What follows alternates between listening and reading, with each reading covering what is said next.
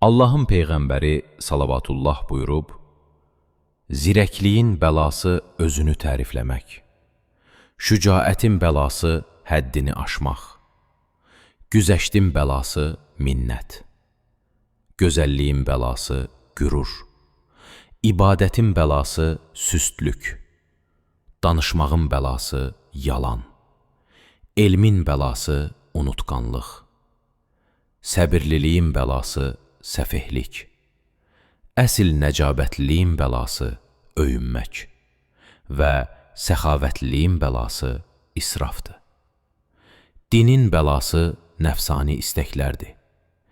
İmam Əli əleyhissalam buyurub, hər şeyin bəlası var və elmin bəlası unutqanlıqdır.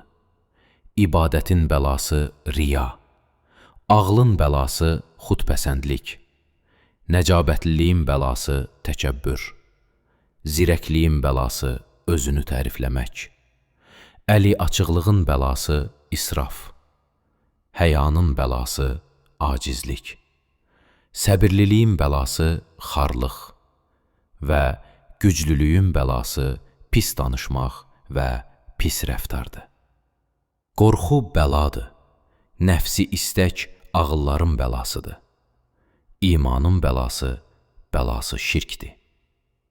Yəqinliyin bəlası şəkdir.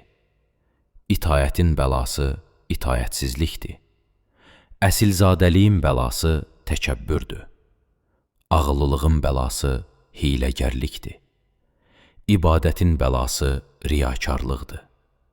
Səxavətin bəlası minnət qoymaqdır. Dinin bəlası bədgümanlıqdır. Ağlın bəlası nəfsi istəklərdir. Böyüklük və izzətin bəlası qəzavı qədərin maniyələridir. Nəfsin bəlası dünyaya vurğunluqdur. Məşvərətin bəlası nəzərləri bir-birinə vurmaqdır. Hakimlərin bəlası pis rəftardır.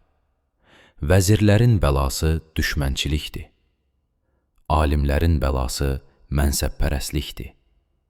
Rəhbərlərin, yəni idarəçilərin bəlası siyasi acizlikdir.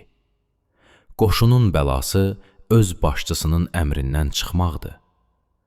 Riyazətin, yəni zahidliyin bəlası adətin hakim olmasıdır. Rəiyyətin bəlası itayətsizlikdir. Pəhrizkarlığın bəlası qənaətin azlığıdır.